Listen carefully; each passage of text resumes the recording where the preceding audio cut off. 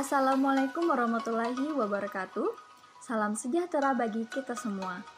Kali ini, kami dari kelompok 4 dengan anggota Muhammad Iqbal Trinajah, Rizky Wirayuda, Rinda Damayanti, Rini Herlina, Rizky Amelia Putri, Sylvia, Siti Tasya Syafitri, Sri Hidayanti, Syahdatul Fitriyah, Tri Kirana, Yunika Puspitasari, Wirda, dan Yulia Anggisa Putri. Kami akan membahas tentang mekanisme sistem pernapasan bawah atau disebut dengan lower respiratory airway. Manusia merupakan makhluk hidup yang senantiasa beraktivitas. Kebutuhan manusia sangatlah banyak dan diantaranya adalah kebutuhan manusia akan udara. Udara dibutuhkan untuk membawa limbah-limbah yang harus dikeluarkan oleh tubuh manusia. Limbah-limbah dihasilkan dari proses-proses penyerapan zat yang penting, kemudian dihasilkan zat-zat yang tidak berguna bagi tubuh manusia. Keseluruhan proses tersebut harus dilakukan oleh alat-alat atau organ tertentu. Oleh karena itu, dibutuhkan organ-organ yang bekerja sebagai alat untuk melakukan aktivitas tersebut. Organ pertama dari mekanisme sistem pernapasan bawah adalah trakea. Trakea berfungsi yang pertama adalah untuk menyediakan saluran pernapasan sehingga udara bisa masuk dan keluar dari paru-paru. Kedua, mencegah benda asing masuk ke paru-paru. Dan ketiga, melembabkan dan menghangatkan udara yang masuk ke dalam paru-paru. Hal ini berguna untuk menjaga keseimbangan suhu tubuh. Fungsi ini disebut juga dengan termoregulasi. Organ yang kedua yaitu paru-paru. Paru-paru memiliki fungsi yaitu untuk mencegah polutan masuk ke dalam tubuh. Sebelum masuk ke paru-paru, udara sudah disaring dengan bulu hidung. Namun jika ada partikel kecil yang masuk akan berhenti pada lapisan mukus atau sputum.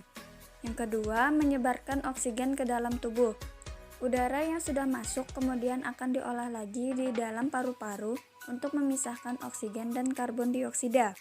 Kemudian oksigen akan disebarkan ke seluruh tubuh, sedangkan karbon dioksida dikembalikan lagi keluar udara.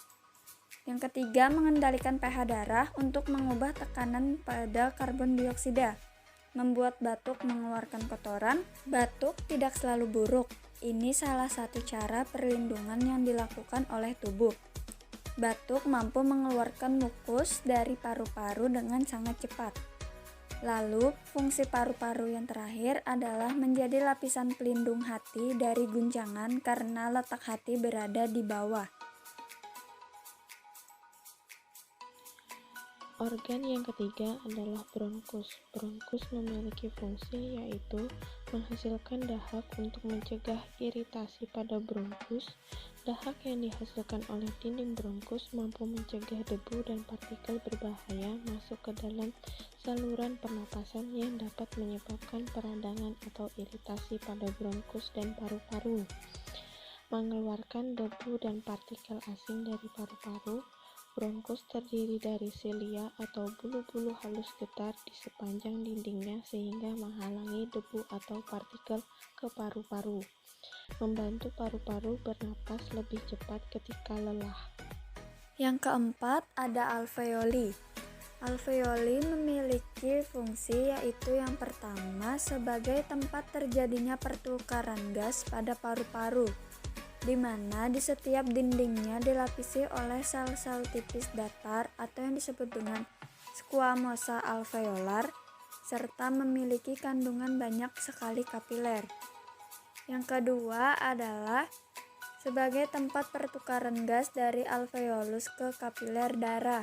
Lalu fungsi alveolus yang terakhir adalah sebagai tempat penyimpanan udara, meskipun hanya sementara waktu yang kemudian akan memungkinkan penyerapan udara yang berisi oksigen tersebut ke dalam darah. Lalu organ kelima ada diafragma. Diafragma memiliki fungsi utama yaitu membantu proses pernapasan manusia. Diafragma adalah bagian otot penting dalam siklus pernapasan manusia. meskipun bukan merupakan bagian dari sistem pernapasan seperti paru-paru, alveolus, bronkeolus, dan juga trakea. Namun, dalam proses dan juga siklus pernapasan manusia, diafragma memiliki peranan yang sangat penting sehingga tidak bisa dianggap remeh. Kerusakan dan juga gangguan kesehatan pada bagian diafragma dapat menyebabkan munculnya berbagai macam gangguan kesehatan, terutama gangguan pernafasan. Lalu kita akan masuk ke pembahasan selanjutnya, yaitu membran respirasi atau membran pernapasan. Pertukaran gas terjadi sangat cepat karena karakteristik yang disebut membran pernapasan. Membran pernapasan terdiri dari epitel alveolus yang disandingkan dan endotel kapiler. Kapiler menutupi sekitar 70% dari setiap alveolus. Kadang-kadang, membran dasar mereka menyatu, yang berarti bahwa sangat sedikit cairan jaringan yang memisahkan dua posisi membran pernapasan, dan mereka memang satu membran. Membran ini sangat tipis, tebalnya hanya 0,2 sampai 0,6 mikrometer. Luas total permukaan membran pernafasan sama dengan luas alveoli, yaitu 50 sampai 70 meter persegi dari 700 juta alveoli. Darah yang masuk ke banyak kapiler paru sangat encer. Sel darah merah di dalam kapiler ditekan ke dinding kapiler yang sempit, dan sedikit plasma hadir. Ini juga memfasilitasi kecepatan pertukaran gas. Nah, jadi itu dia organ-organ dari mekanisme pernafasan bawah. Jadi kita akan melanjutkan ke pembahasan mekanisme pernafasan bawah. Pernafasan bawah dibagi menjadi dua, yaitu pernafasan dada dan pernafasan perut. Yang pertama, pernafasan dada. Pada pernafasan dada, otot yang berperan penting adalah otot antar tulang rusuk. Otot tulang rusuk dapat dibedakan menjadi dua, yaitu otot tulang rusuk luar yang berperan dalam mengangkat tulang-tulang rusuk, dan tulang rusuk dalam yang berfungsi menurunkan atau mengembalikan tulang rusuk ke posisi semula. Pernapasan dada terdapat dua proses. Yang pertama, proses inspirasi. Proses inspirasi pada pernapasan dada dimulai ketika terjadi kontraksi antar tulang rusuk yang menyebabkan dada terangkat sehingga rongga dada membesar. Karena rongga dada membesar, tekanan udara dalam dada lebih kecil daripada tekanan udara luar. Oleh sebab itu, udara luar masuk ke dalam rongga dada menuju paru-paru. Oksigen yang dibawa oleh udara kemudian diikat di alveolus paru-paru.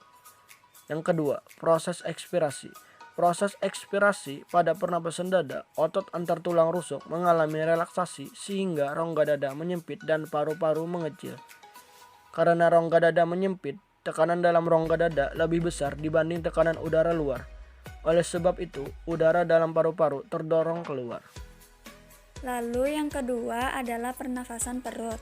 Pada pernafasan ini, otot yang berperan aktif adalah otot diafragma dan otot dinding rongga perut. Bila otot diafragma berkontraksi, posisi diafragma akan mendatar. Hal itu menyebabkan volume rongga dada bertambah besar sehingga tekanan udaranya semakin kecil. Penurunan tekanan udara menyebabkan mengembangnya paru-paru, sehingga udara mengalir masuk ke paru-paru. Pernapasan perut terdapat juga dua proses. Yang pertama, proses inspirasi. Proses inspirasi pada pernapasan perut terjadi kontraksi pada diafragma sehingga diafragma tertarik ke bawah menjadi datar.